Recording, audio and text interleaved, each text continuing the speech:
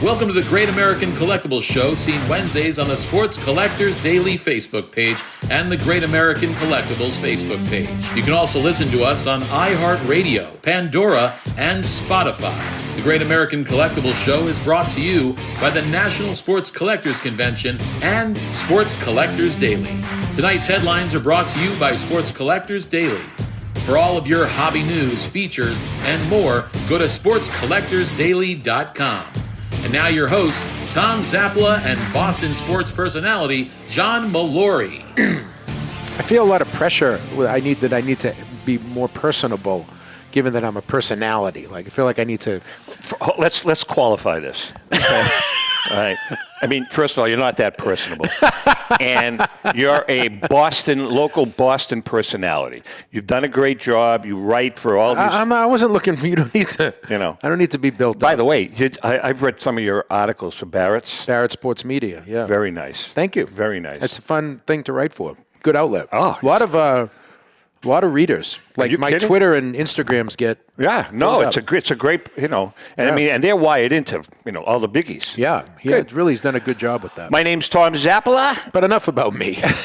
Welcome to the Great American Collectibles Show. My pal JM, Johnny Mallory, in the house. Rico I just talked to Rico. I know. When I walked in, you were talking. Yeah, you know what he was doing? What? On his way to Dunkin' Donuts. Fantastic. That's his life. I wish I was him. Hey, we got a great show today. We've got our good friend Brian Drent from Mile High Card Company, and Brian's a great guy. We have Mike Russek later on from Grey Flannel. I don't want to make anyone feel bad, but I think Brian Drent is my favorite guy to talk to. Brian's good. Yeah. You know why?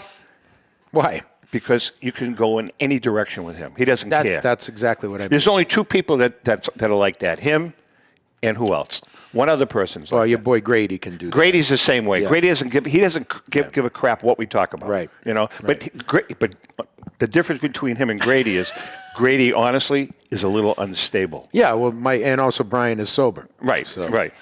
All right, so, Brian, how are you, buddy? Hey, he's not here yet. I know he's not. I'm sorry. Hi, Brian. How are you? I'm great. How are you? Good. Nice to see you. Hey, I want to mention we're going to be talking about this a lot as we go forward. I'm sorry about that. As we go forward. Well, actually, you know why? Can I? I'm going to hang our laundry out because I saw Brian in the left screen, so I thought he was on with us. My apologies. It's my fault, Chris. Couple years down the track. I know. I've only been doing this a couple of years. Left screen is off screen. I didn't realize that. When the show started, I talked before he talked, and that completely threw him off his game. That's right. That's true. But anyway, we could have a headline. That would be good. Thank God this is just rehearsal. No. Thank God. All right. But anyway, this is going to be the headline. We're going to be talking about this going forward for quite a while. In March, I'm going to be in Florida, as is Rico. We're going to be down there for the winter, and we are going to be doing a local fundraiser down there for Little Smiles. It's a children's charity, and it really is. They do a phenomenal job. 93 cents of every dollar goes directly to the kids. Okay. And what Little Smiles is all about, it's a charity for kids that are terminal, kids that are in hospitals, kids that have been exposed to tragedies, kids that are homeless.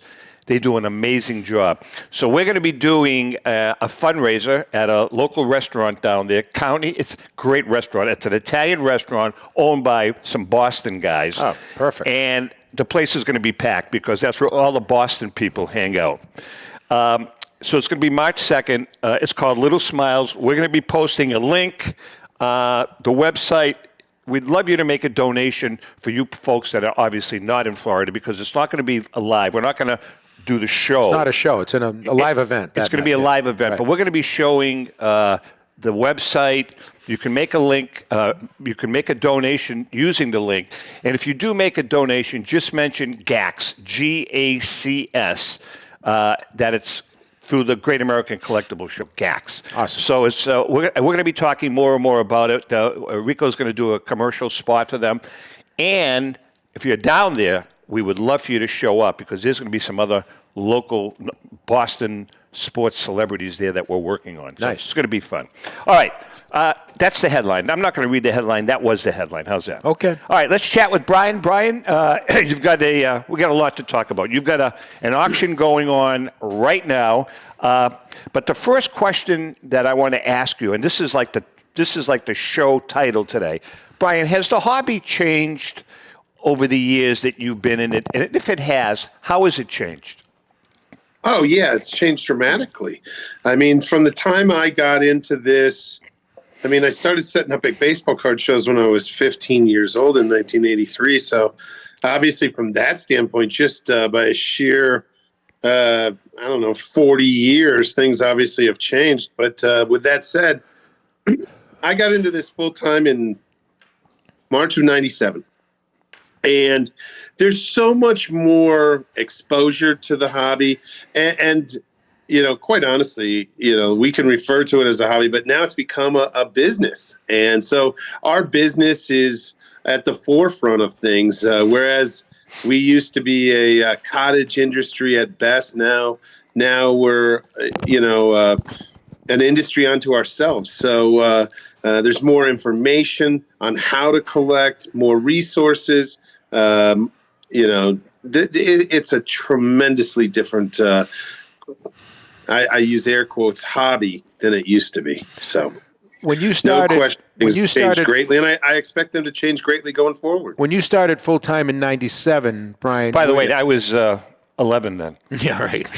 Yeah, right. Yeah. Just about to go into 6th grade. Right. You actually had retired by then, hadn't you? Was there internet then? Were you using the internet then, or did that come after? I didn't use the internet at all. Yeah. In fact, I remember the very first time Louis Bowman, actually, who works for Memory Lane, great guy. Yeah. And he was running his own smaller auctions then, and he asked me to send him a scan of a card. And I shit you not, I didn't know what he was talking about. No kidding. I had no damn idea, and I still don't know how to send a scan. Are you serious? See, Ellen does all that for me, Brian. Do you think the internet was the single biggest wave of change that came in this business? Yeah, no question I would about say it. so, I remember right? I mean, very early on, maybe at that time, maybe Mastro had developed the ability to take bids online. Yeah. And we, Mile High Card Company was very small. We were a smaller auction house at that point in time. And I knew, even though I barely knew how to turn the computer on, and I literally did not know how to scan a card, and I truly don't still know how. I have always contended that if I have to do the scanning, we're in trouble. But you know something, Brian? In '97, I was you asked a question about the internet. Yeah. And, the auction houses for a guy like me and for collectors was not even on the radar. eBay. It was all eBay driven at the time. I mean, that's when I think eBay had a tremendous amount to do with the evolution of the hobby. There's no question. But I tell you, eBay really hit their stride, so to speak. I remember 98, 99, people would make mention, well, I'll just put it on eBay. I didn't even know what eBay was. Right. Some dealers, including myself, we kind of scoffed at that. At that point in time, we were doing Mile High Card Company was me, my dog. Did your dog do all the scanning back? Was that? He had a better idea how to do it than I did. But that said, it was literally, a couple guys would come over and help me with the auctions, and I had 3 phone lines, and I would have 200, 300, 400 lots, whatever it may be, and I had pieces of paper. And I turned them horizontally, and they would have the lot numbers on the side with a little brief description. That's gold. That is gold. Boxes drawn out. Yeah. Drawn out with the bids, and then the next bid increment, the next bid increment, the next bid increment. And below that, there was a slash, and we would put the bidder number in that box. And we had 4 or 5 pieces of paper. That is classic. call, the first thing they would do is yell that they'd been trying to get through for 20 minutes. And then we'd say, hey, what lot did you want to bid on? And then they would run off some lots, and only a quarter of the lots would be on your page because there's 3 more pages. And there's somebody else has them. And so we would just keep handing back and forth the pieces of paper. Classic. So we're And then, so I knew early on, like I said, even though I wasn't a computer guy, and not a lot of people were, I knew we had to get to a place where we could get to taking bids online. You know something, though? Getting back, I think this is where Bill Mastro really, at the time, controlled the hobby, is because... Well, you know what it was, though? It was his catalog. Because he used to, that's what I was going to ask. Mastro, catalogs. He called his business was called Mastronet. Yeah. But his catalog was like the only catalog, I think, at the time, Brian. Like, I'm talking about a slick catalog. Yeah, maybe Leland's might have done it, but I can tell you guys, the catalog used to come, and I had an office in my upstairs bedroom. And my wife would work from home then, and the catalog would come, and she knew 100% not to, just let me be for 3 or 4 hours. That's and Josh finished the catalog. Yeah. And I wouldn't say a word during the 3 or 4 hours. I would just be engrossed. And I've told Bill this, and I would look up and I would just shake my head and I would say, I don't know how they do it. Where's it all come from? And then my wife would laugh and say, you say the same thing every time. And that, you have to understand, that was like, wow. Yeah. I used to look forward to it. And then after that, I think right after that, the next guy to come out with it was Josh Evans. I think Leland's was kind of right behind that. And I have customers that tell me that they literally would take off from their job to go home because they knew the catalog was coming. Oh, it was great. And, of course, you don't know about Mastronet, but unfortunately, Bill went down the tube. Unfortunately. He's still around. He's not a bad guy. He really isn't a bad guy, but... Guy, great heart. But certain situations arose. So is he still in the business? But no, I think for the modern day hobby, especially auction houses, whatever way you want to look at it, and I can tell you that a lot of my fellow contemporaries in the auction business, be it J.P. Cohen, be it the guys at Heritage, or Mike over at Leland's, you could ask us to a person, would we be doing this without the head start that Bill Mastro gave Absolutely this business? Agree with you. I could tell you, maybe we would, but it wouldn't maybe look the way it does. I couldn't agree with you more. I couldn't agree with you more. Yeah. We are chatting with Brian Drent from Mile High Card Company. Did you have a question? No, I actually was going to say, back then, was it catalogs? It was unbelievable. And then you led right into it, so yeah.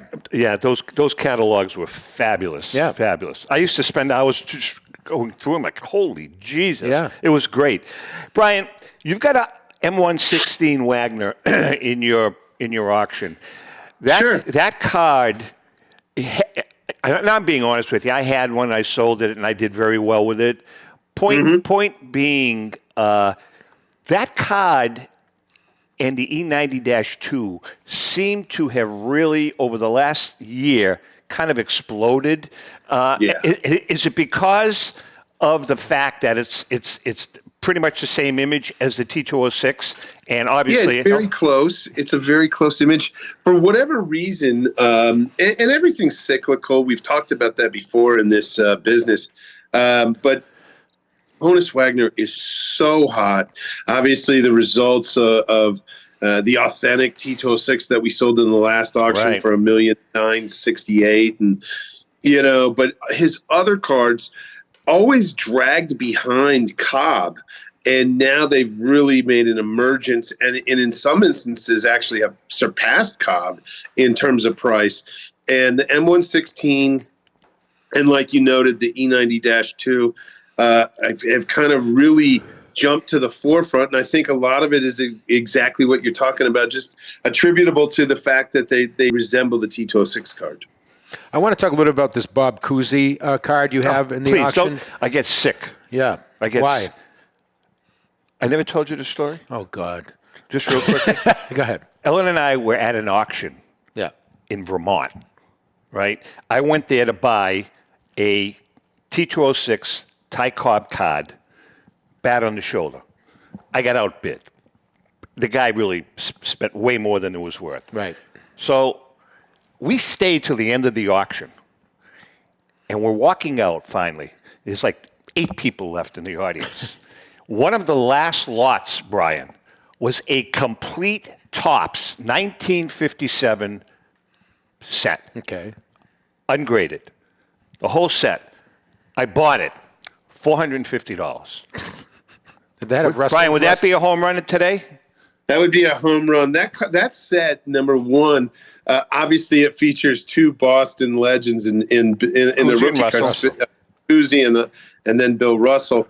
But people don't know, in reference to the 57 Topps set or 57 football set, the basketball set is plagued more so than any of the others. Absolutely. By the print in the background. And I think a lot of it's just attributable to the fact that all those cards have dark backgrounds. And they did. So that print really pops off of it. So let me ask you this question. And so I pulled my favorites, Heinz and Kuz, Russell, I don't know who else, and I sent them off to get them graded. And they all came back 3s, 4s, maybe 1 or 2 5s. The Russell came back a 4. You know what I did? I flipped the whole set for $1,100. Oh. Thought you made a killing. Made a killing. I was so thrilled. Yeah, right. Kept it a couple of months. Right. Flipped it. What would that be worth now, Brian? With just those 5 or 6 cards graded 4s to 6s and everything? 15, 17,000. Well, but you almost tripled your money. $1,100. That's what he was telling Ellen. I can give up on this. Oh, Ellen, we're home run. This is a home run. We don't see a lot of Koozie out there. Could you just talk about that card in particular that's in the auction? Yeah, Brian? no, that's a card that, like you said, you don't encounter 57 basketball near to the numbers of 57 football or 50, obviously baseball. So you don't run into it very often. Centering's always an issue. Like we discussed, the print quality is horrendous on those cards. And so you've got to find cards without print, fairly well centered, obviously, and then throw in, near mint to mint corners. This card is spectacular. It literally looks borderline almost like a higher grade than it is. It's got, at its worst point, it probably is 60-40, so it just doesn't qualify for the 8.5, but the corners are sharp enough to be that. That's cool. And it's a card that we've seen really a measurable growth. I mean, I think the last one sold for towards $50,000. That's amazing. And Johnny, before, obviously, all kidding aside, you're a lot younger than me. I can remember vividly, my dad taking me to the garden on numerous occasions, and seeing Koozie and Russell. Man. I mean, I probably saw 10 or 12 games as a little kid with Sanders and, all those guys that won 8 straight. That was just an amazing time. Yeah, I can imagine. Amazing time just to see those guys. Yeah. And Kuz is, 90-something, still kicking. Still kicking. I still see him doing documentaries, doing talking He's like 94 or something, So. And he was a great, he was really fun to listen. Brian, he was a local. He did Celtics games locally for many years on television. Couldn't pronounce his R's, So we would, when a guy would do like a fancy movie, he'd call it French paste, but it would come out French paste. French pastry. Really, like his R's came out as W's, but he was very charismatic, and he was great. He was good. He was great. And then Heinzen took over, and Heinzen was even better. Heinzen was awesome. No, the best. Before we take a break, the best color man of all time for the Celtics was Red Auerbach, where after he retired, he became the TV color guy, right? He would jump out of his chair and start yelling at the refs on the air. Hysterical. Absolutely hysterical. Great. All right, we're chatting with Brian Drent. We're going to take a quick break. Brian is with us for the hour. When we come back, another GAX moment. Hang in there. We'll be right back. Since 1996, Brian Drent and the staff at Denver's Mile High Card Company have led the charge in the collectibles hobby. Mile High is a full-service dealer specializing in buying and selling cards and offers a competitive consignment program for all collectors. Whether it be their computerized want list service, appraisals, or auction services, Mile High has it all. If you've been searching for a company with a selection of high-grade vintage 1888 to 1970 baseball cards and memorabilia that shares your passion, aim high, Mile High. Go to milehighcardco.com or call 303-840-2784 for more information. For more than 30 years, Robert Edward Auctions has been the industry leader when it comes to helping you realize the most money for your baseball cards and sports memorabilia. In addition to their unparalleled reputation for honesty and integrity, they reach the largest number of bidders in the business and offer lower seller's fees, as well as generous cash advances up front on your valuable material. Contact them today at 908-226-9900. That's 908-226-9900 or at robertedwardauction.com. This is Brian Drent, president of Mile High Card Company. Is your sports card and memorabilia collection properly insured? For easily replaced personal property, homeowners insurance is all most people need. But for prized possessions that you may have spent a lifetime collecting, it doesn't go nearly far enough. Collectibles Insurance Services has been insuring for over 50 years. They offer a full range of protection and a $0 deductible at an affordable rate with no appraisals required. I know because they insure my collection. If you have a minute, go to collectinsure.com and learn more about insuring your personal card or memorabilia collection. Hi, this is Dan from Memory Lane Auctions, here to remind you that the renowned Memory Lane Collectibles Company has served as a beacon of light to the collecting community for the past several decades. Indeed, folks, it has been our utmost privilege and pleasure to provide the most enthusiastic collectors with an abundance of the finest sports cards and memorabilia for America's most coveted sports personalities via our world-class auctions. Whether you choose either a private sale transaction or the auction route, Memory Lane cordially invites you to reach out to us to maximize the value of your prized possessions. Also, it is not just sales that we pride ourselves on being the best of the rest, because if you are seeking a particular keepsake for your esteemed gathering, we will be relentless in our quest to find that special piece to fulfill your collecting dreams. So no time to wait. Reach out to us today for the purposes of capitalizing on our unparalleled marketing capabilities. Simply pick up the phone and dial 877-606-5263. That's 877-606-LANE, or find us on the World Wide Web at www.memorylaneinc.com. Now is the time for your valued consignment to ultimately become another one of Memory Lane's record-setting prices. Are you a collector looking for that rare trading card or autographed ball or photo? If so, then PB Collectibles in Newport is the place for you. PB Collectibles has graded cards, raw cards, complete sets, and wax boxes of the stars of the future, today, and from the past. We also offer a large selection of both vintage and modern cards. So whether you're looking to add to your collection or sell it, visit us at PB Collectibles, 269 Spring Street in Newport, located across from St. Mary's Church. We are your neighborhood card shop and much more. How would you like to own the bat that was used by your favorite player when he hit that towering home run or game-winning base hit?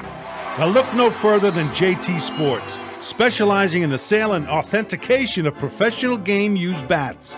As the official authenticators of professional model game-used bats for PSA DNA, JT Sports will guarantee the authenticity of any bat purchased from them. JT Sports also buys and sells game-worn uniforms, gloves, and baseball equipment.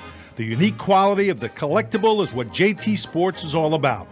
Give them a call at 609-487-8003 or check them out at GameUseBats.com. Welcome to another GAX Moment, brought to us each week by our good friend Paul Borges and PB Collectibles, your neighborhood card shop. Go to pbcollectibles.com to find that special card or piece of memorabilia. You know, periodically, we like to bring in items or talk about hobbyists, collectors, followers of the show. This week, very interesting. There are collectors, and then there are collectors. Many of us have man caves and our offices where we display some of our cards or memorabilia. I personally have a few pieces in my office, and I sometimes rotate them. I have quite a few pieces of memorabilia, but I like to rotate them periodically for my own edification. I enjoy looking at them. If somebody walks into my office, it may be a little conversation piece. Others have rooms and offices that look like museums. For instance, Jeremy Dunstan is a collector who has an interesting man cave and is on a mission. As you can see, pretty interesting man cave. Right now, Jeremy's room consists of over 14,000 cards. His mission is to enter his collection into the Guinness Book of Records. I think I would get a headache, but it's absolutely his man cave. It took Jeremy 3 years to complete the room. Point being here, if you have the room, these little sanctuaries that collectors create bring a sense of joy and accomplishment. It's a pleasure to share your collection when friends visit and point out your favorite pieces or your favorite cards. This is a really good example of a hobbyist who loves the hobby and has an affinity for cards. It's important that you make sure, though, that you have the proper security measures in place to protect your collection, as well as the insurance to cover it. It's really, really important. I can't stress that enough. Jeremy has spent years building his. Congratulations, Jeremy, on your accomplishment. Well done. And that's another GAX moment. JM, what do you think of that collection? I was, we're looking at it here on the screen, and are his cards on his walls? Yeah. He's got a whole room. So are they covered with are they in a plastic? Nope, he's got them glued to the wall. So he doesn't care about selling these cards. He's just going for numbers. Exactly. And we were talking, and he told me that. As a matter of fact, believe it or not, I'm guessing there's not like a 33 Gaudi roof. No, but he's got about a half a dozen mantles on the wall, and he is just and a pool table in the middle. Yeah. And he was telling me via email that he dedicated the room to his mother and father, I guess, because I guess his dad was a big collector. And it's his man cave. He's got a pool table. He's got his TV in there, and it's a big room. It plays into, and Brian can comment on this too. It plays into what we talk about on the show all the time, which is collecting for the love of it, right? And what he's trying, like, everyone has a goal. Sometimes you're collecting a certain set, a certain year, a certain brand. Exactly. This dude's going for pure numbers, and that's part of it, right, Brian? I mean, it's like to each his own. Brian, right? That's part of the hobby, right?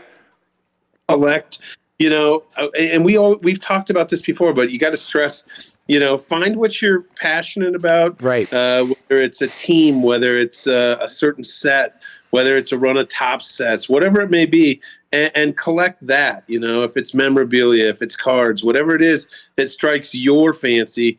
We all do this for fun. Well, that's what that point is. I mean, you're a card guy. Like Mike's coming on later on, Mike Russek, and Mike's a memorabilia guy. And, you both specialize in what you specialize in, and it's like whatever you love, whatever your passion is. Now, Brian, I'll be honest with you. I've been collecting cards for how many years? I don't know, 30 years. And I've kind of started gravitating towards memorabilia just to change it up a bit. I enjoy it, and it is what it is. No, it is. And, we've had other people on the show. Tom Rusi, who's one of our sponsors and has been on the show. He started a whole thing about autograph cards. That was his thing. Yeah. You know what I mean? If different people, they do different things. And even as you're going for your whatever, like back in the day, I was collecting cards a lot. Sometimes use some just for fun. Like a couple years ago, my second favorite football team is the Buffalo Bills. I was online, eBay, whatever, buying Buffalo Bills quarterback jerseys. I might find one for $20, $50, you know what I mean? So it's the collector mindset. Absolutely. You go for a certain theme and you go do it. We are chatting with Brian Drent from Mile High Card Company. Brian, you got a 51 Bowman mantle. What's going on with that card? Is that card picking up any steam, or is it stagnant? It's fallen in right where it should, 400,000 plus, maybe 450 in an 8 like the one we have. It's incredibly well centered, beautiful, near mint to mint corners. And the key to that card, a lot of times they have print lines Obviously, there's a lot of times that card comes with wax on the back or print blemishes. So the one featured in this auction is really outstanding towards the top end of the grade, and hopefully it'll find a new home on the 14th of this month. I'm sure it will. I'm sure it will. Brian, you have a Joe Jackson card in your lot, and I'm interested both of you guys Wasn't commented. that Michael Jackson's father? Yes, it was his grandfather. Grandfather.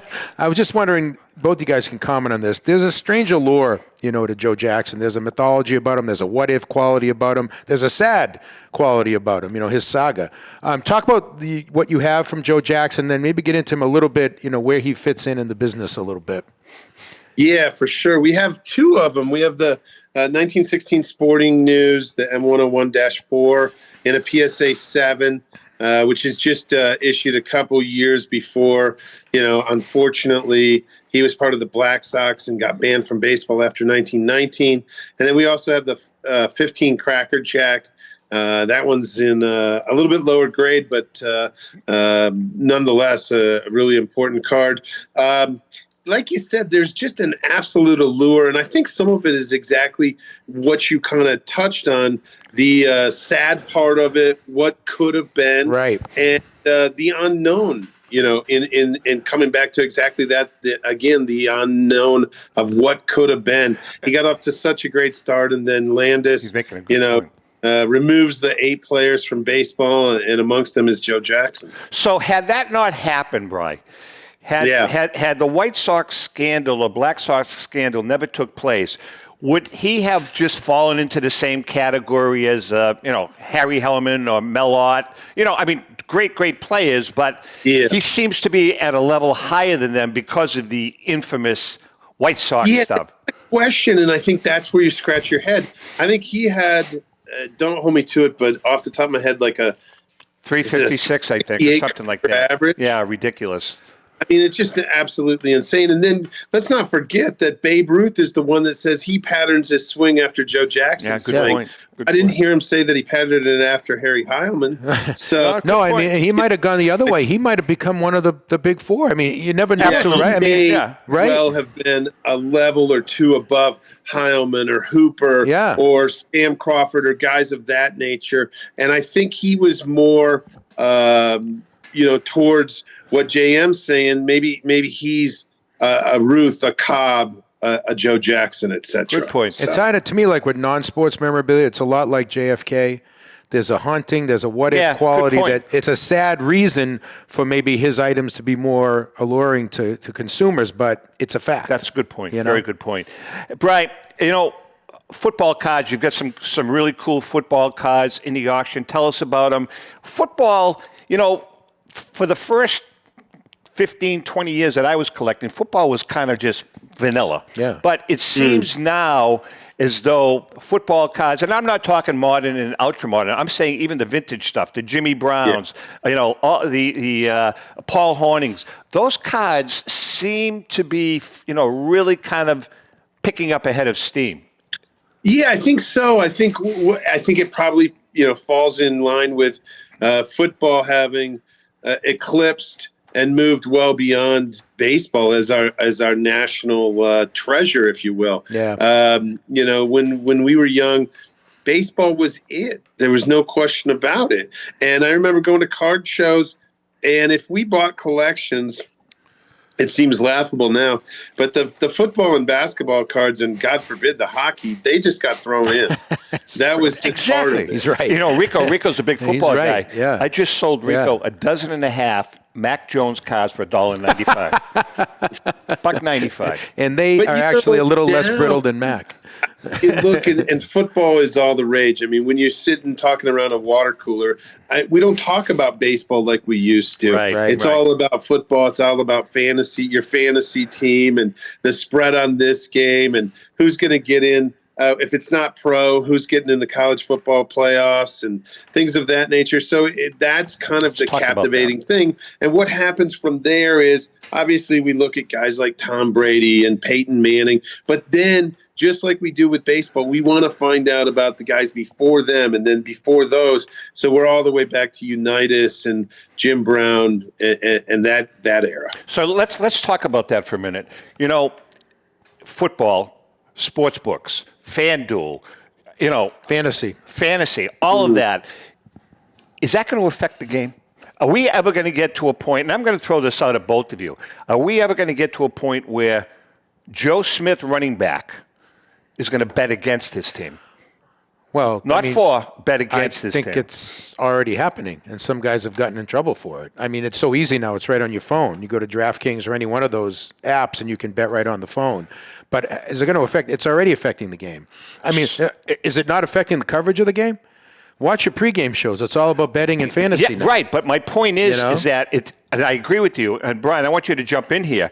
My question is the outcome of the game going to be in jeopardy because of somebody playing on a team betting against his own team, dropping that pass? Is that possible, Brian? I guess it's always possible, you know, and for all we know, it's happened. Like John touched on, I mean, everything, and that's why football, I think, has jumped. Two reasons it's kind of jumped to the forefront and ahead of baseball. And it's because it appeals to our most basic instincts. It's literally the modern day gladiators let out in the, in the Coliseum. Right. And we get to watch them, basically commit, it's unreal. But I know. And it also is so closely related to gambling. And it fits much more than that, in that realm than baseball does. George for all I know, and for all we know, something like that has already taken place. I watched the baseball documentary that was from '93. Every time it comes on, I do the same. George Will had a great line. He said, "Football appeals to the two worst things in America. It's violence interrupted by committee meetings." He said that, and he was right on. He was right on. Brian, you have an unopened vending box. Let's talk about that. From '64, it's the high number series. We offered it about 4 or 5 years ago. Unfortunately, our consignor was the guy that won it in the auction and decided to move on from it. And those are so fun to be able to offer because just it's the unknown. Exactly. We don't know what's in there. So I can't. I have a hard time, and I know everybody thinks I'm a lunatic about it, but the whole concept of buying like an unopened cello pack and buying it and not opening it. But I can see the rationale behind it. But I don't think I would be tempted. You're like, you want to open I want to open this son of a bitch. You go back to being 10. Exactly, right? I mean, that's just the way it is. Brian, what about signed cards? You've got quite a few signed cards. Yeah, we were able to get a really nice collection, and it was complete sets nearly of signed cards, starting all the way from 58 through about 88. And there's probably 10, 12 sets within those years where they're either mostly signed or, in fact, a couple of them from the top sets of the 80s are completely signed, which, if you just think about it, how in the world does somebody get 792 cards signed? It's hard enough to get the 792 cards, but then every one of these has been signed. So that's really cool. And I think that's really become a focal point of a lot of people's collections, whereas it used to be somewhat taboo to get more, in the case of expensive cards. Yeah. Typically rookie cards. You didn't do that. Now it's like the thing to do. Yeah. I don't know if you know Tom Ruggie. So Tom's collection. Tom's got he's been working on it for years. He's got a 52 set. Yeah, I know. Almost complete now. Yeah, all signed. Unbelievable. That's crazy. That's like crazy. I know. That's crazy. I know. Brian, you have a ton of Roberto Clemente cards. You even have some Willie Stargell cards. Did you did you raid the cellar at like Three Rivers Stadium or something and go to Pittsburgh? We're just always so fortunate to our consigners and one consigner. The Stargells and the Clementes came from one consigner. Yeah. And like you said, I mean, it starts in 55 and goes right through 73 with Clemente and 63 through, I guess, the early 80s with Stargell. But in the case of Clemente, it's almost all 9s with a 10 on the 72 That's tops. pretty cool, man. And then the Stargells, aside from the 9 on the rookie and maybe one other year, 67 or so, everything else is a 10. Yeah, those Stargell ones, you don't see a lot of stuff. Like, those are pretty neat cards. You know, when Mike Russek comes on, he's got a Clemente Gamer glove. Combine both. You know, Brian's going to be with us. Maybe they can buy the card and the glove. Is Clemente still hot? Still on the right? Yeah, he's still right. He'll always be. Yeah, popular. Yeah. Hey, listen. Before we take a break, we got a few minutes. Why don't you tell us about our friend Tom Ruggi? I love saying I want to talk to you about our friend Tom Ruggi. It's funny you say that. I know that. It's almost like we rehearsed. Also, his staff at Destiny Wealth Management. Trust me, we didn't rehearse. As we always say, as the beginning of the show prep is our enemy. That's right. That's right.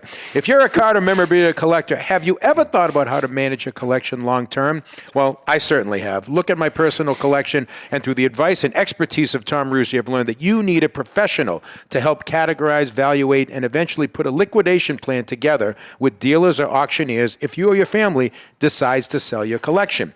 Most importantly, you need to be aware of the tax ramifications when you liquidate. So, if you're ready to get some expert advice on managing your personal collection, because it's really an investment. You think? I do think. Go to Tom Ruggi and the Wealth Management Group. And don't forget, Ruggi Wealth Management will also handle all of your investment needs. That's Ruggi Wealth Management, the go-to company to manage your collectible decisions. He's cutting edge, man. I'll tell you why. He is. Because he gets it. He's seeing what's happening in the hobby. Again, it's an industry now. He's a guy, I tell you, we talk to him a lot about, he's a guy that loves the game, loves the sports and everything, but he's got that great balance between the business and the emotion. My investment guy, who you may or may not know, Bob Scher. I don't know. Do you know Bobby? I'm not sure. Pretty good. His company, he's got two sons that are collectors, and they're big time collectors. They are really learning this part of the business, and they're going to be giving financial advice, incorporating it into your portfolio, into your investment portfolio. Good idea. Whether it be IRAs or, I think it's a good thing to do. No doubt. All right, listen, we're going to take a quick break. Brian's going to be with us for the whole time. We're going to bring in another pro, Mike Russek from Grey Flannel. Great company, memorabilia heavy. Which is what I like. It's got some great stuff. I bought a Rico shirt from him, Why would you do that? Wouldn't you just go to Rico's house and take I did it out of the goodness of my heart. I wanted to. It's a signed Rico shirt. I don't know what the hell I'm going to do with it, but I have it. Hang in there. We'll be right back. Pristine Auction is a family-owned and operated online auction specializing in autographed memorabilia, sports cards, coins, art, and collectibles. Since their founding in 2010, they've grown to 2 facilities in Phoenix, Arizona, totaling over 60,000 square feet. Jared Cavalier and an incredible staff of over 150 team members serve a very large customer base and enjoy every minute of it. By working with leading authentication companies, Pristine ensures all items are 100% authentic. In addition, third-party authenticators regularly travel to Pristine Auction to provide authentication services on site. Pristine Auction strives to operate its business in a way that's honoring to God, their families, and their customers. With a strong focus on speed, quality, and premier customer service, their mission is to be the leading online auction for every level of collector and fan. Pristine also works for Hope Sports and Identity Hoops International, traveling to Mexico to build houses for the less fortunate. Pristine Auction offers several online auction formats with thousands of auctions ending each day. For more information, go to pristineauction.com. That's Pristine Auction, the best in the business. If you are a discerning collector interested in owning the most important pieces in the hobby, look no further than Leland's Auctions. The original sports auction and appraisal house, Leland's was established in 1985 by legendary Pioneer founder Joshua Leland Evans. And today, President Mike Hefner carries on their tradition. From the Tom Brady card and memorabilia collection to the famed Boston Garden Auction to high-end card auctions from every major sport, Leland's has always maintained the highest standards. Go to Leland's.com and get your bid in. That's Leland's, the hobby's leading sports auction house for 4 decades. It's often been said that championships are won on the practice field, and world records come only to those willing to work harder than everybody else. Heritage Auctions is the world's largest collectibles auctioneer because we believe that becoming the best is only an invitation to the challenge of remaining the best. This requires the skills of the hobby's top experts, capable of identifying and maximizing value for our consigners. It requires the most visited website in the industry, courting a global audience of collectors over 1.5 million strong. It requires a dedicated press department that expands our global reach far beyond the entrenched hobby marketplace. It's hard work, but a simple premise. Present the finest collectibles to the largest population of potential buyers, and world records will come. We invite all listeners to put the unmatched power of Heritage Auctions to work for you. Auction evaluations are always free, and our commission-based fee structure ensures that our interests are always aligned. The highest possible price for your collectibles. There will always be new world records to chase, so let's chase them together. Visit our website at ha.com and request your no-obligation review today. Hi, this is Dan from Memory Lane Auctions, here to remind you that the renowned Memory Lane Collectibles Company has served as a beacon of light to the collecting community for the past several decades. Indeed, folks, it has been our utmost privilege and pleasure to provide the most enthusiastic collectors with an abundance of the finest sports cards and memorabilia for America's most coveted sports personalities via our world-class auctions. Whether you choose either a private sale transaction or the auction route, Memory Lane cordially invites you to reach out to us to maximize the value of your prized possessions.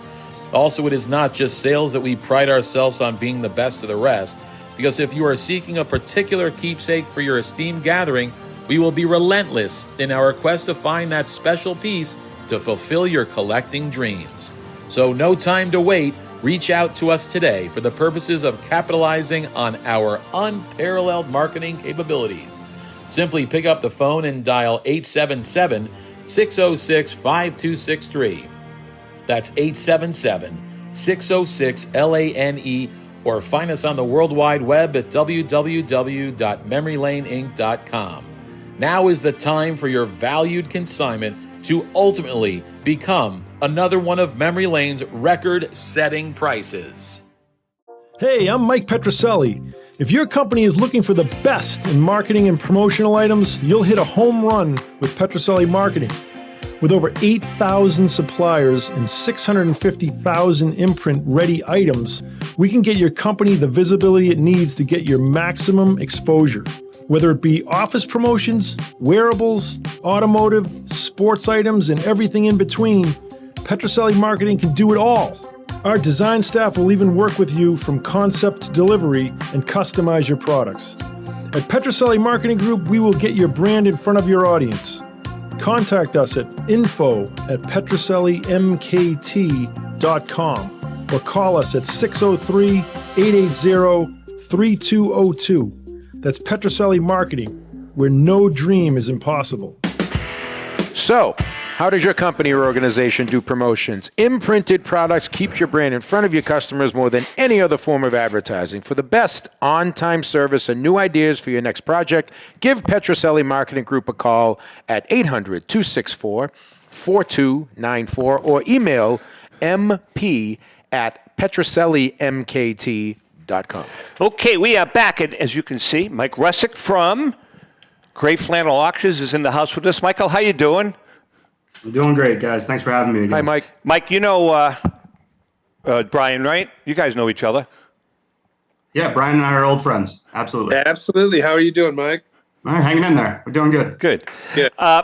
You have an auction that's ending on December 10th. You've got some really cool stuff. I mean, this auction's great. I know, but this Grey Flannel, man, like it's awesome stuff. When it comes to the memorabilia part of it. We were talking before you came on that you have a Clemente Gamer, a game-used glove. Maybe we can partner that with the Clemente cards, and people can buy on both auctions. Tell us about the glove, Mike, would you? Absolutely. The glove is super cool.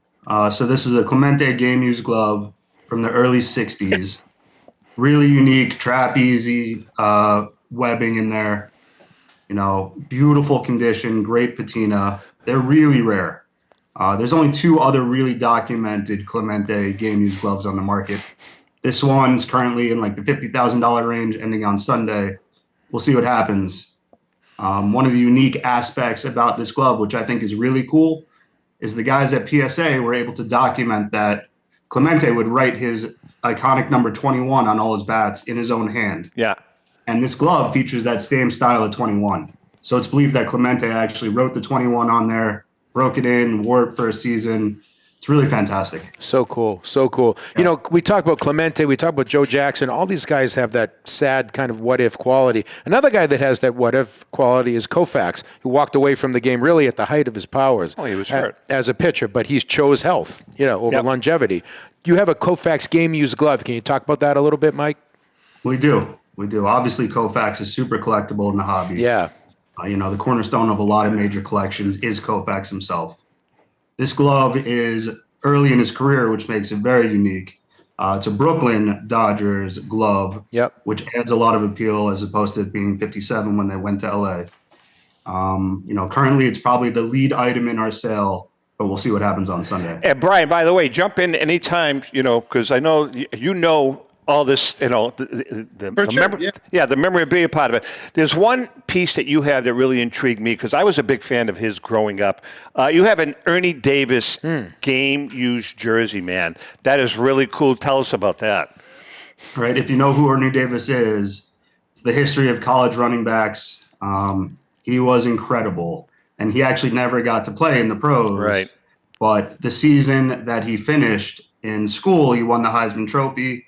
We have a jersey from that season. Dirt stains, huge repairs. It was actually given by the equipment man after it was taken off his back to a family friend in attendance that day. Really cool piece. Yeah, that's the stuff that I love. We're chatting with Mike Russek from Grey Flannel. Hey, Mike, you also have you call it Americana. You got some really cool stuff from Marilyn Monroe, JFK. Can you tell? I didn't realize that you get into that stuff pretty heavily, but you do. Can you tell us about some of those pieces? We do. We're not exactly just sports, although that's obviously our main focus. We've got a couple of pieces in the sale, including just a gold coin, some items from the JFK estate, which actually was sourced from his original nanny, an actual personally street-worn polo, and a long sleeve shirt from JFK, which is really unique. Hey, that's what we were talking about earlier. Yeah. We've got an X-ray. In this sale, it's sports related, but not necessarily. We've got Wilt Chamberlain's street worn shirt that he wore out to a club one day, really bohemian and crazy looking. I saw that. Yeah. Interesting stuff. It's almost like a dashiki. I'm guessing he did well that night too in the club. Hey Brian, can you comment a little bit on the allure? We talked about this before. You actually in your auction have a '68 wax pack Robert Kennedy wax pack deep in your auction. Can you talk about the Kennedys in terms of like non-sports and are you picked up on that dude, one? I do prep. I do show prep. Jesus Christ, that one got by me. I go beyond the first page on the auction website, dude. So can you just talk about the Kennedys? They have sort of this eternal sort of attraction in life and with collecting. Yeah, there's no doubt about it. And I think it goes right back to what we talked about with Joe Jackson and other things. It's the unknown factor. Obviously, Kennedy was taken from us in '63 early. He's young. And so there's always the what if factor. And Kennedy's they're almost like American royalty. So, Camelot, and there's a lot going on there and a lot to follow. So I did see those items in in Mike's auction, and they're really intriguing. So that's really cool stuff. Mike, you also have a ton of basketball jerseys. Gamers, tell us about those, man. You got some really cool stuff. Yeah, basketball is probably our bread and butter. We've been leading in that marketplace for a long time. We've got a Jerry West knit that's really interesting. You never see Jerry West stuff come up. I've got behind me right here is a Dr. J warm-up that he wore in the 76-77 season. That's cool. He was actually wearing this on the court when he received the All-Star Game MVP award. So beautiful photo match. You could see that, the metal buttons used to have blue paint over them.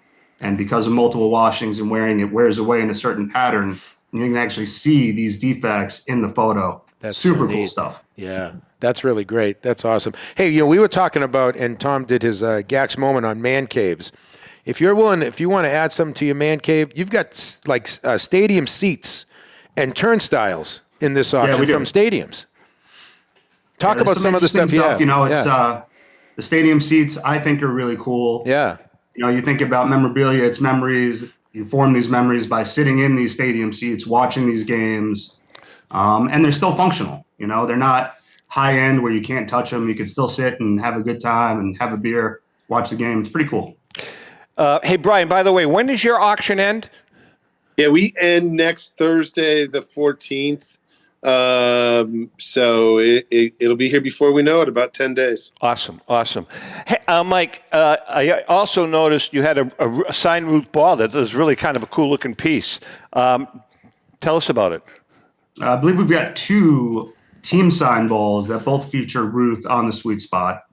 One is a Brooklyn Dodgers ball, which is pretty unique.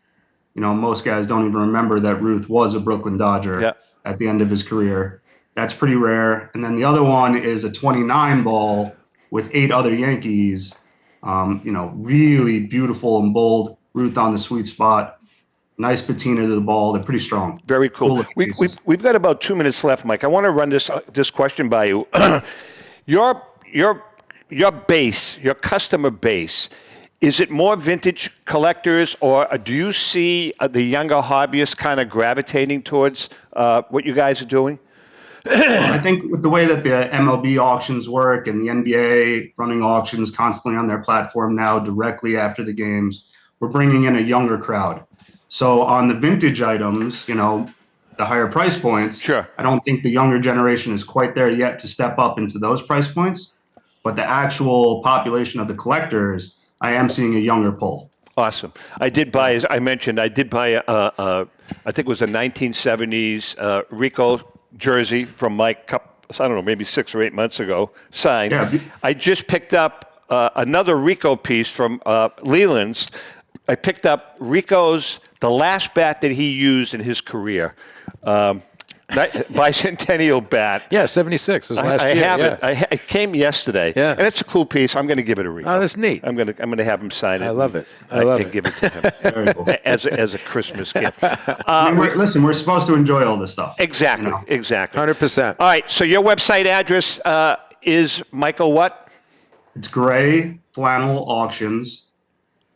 We have our December 10th auction ending on Sunday. It's over 1,000 lots. You guys can hop on, peruse. If you see anything you're interested in, register with us, and we'll get you all set up to bid. And Mr. Drent, your website address? Yeah, it's milehighcardco.com, milehighcardco.com. And just to take it the next step, we end the 14th, and we will... jump on our website, take a look at what we have and register, and we'll get you approved to bid as well. All right, listen, don't forget to our viewers and listeners, we are going to be doing, if you want to make a contribution to the Little Smiles, go to the link. We really hope that you will make a contribution. It's to a great cause. We're going to be talking about it a lot, and as I said, we've got a lot of our sponsors that are donating some really cool pieces for the auction that we're going to be doing live in Florida. With that being said, Mike, thanks so much. Brian, thanks so much. To our viewers and listeners, we can't thank you guys enough for the support. it's been like kind of overwhelming. Oh, fantastic. I mean, the podcast stuff, all that, it's all just and exploded. check out these 2 auctions because there's some really neat good stuff. With that being said, happy collecting.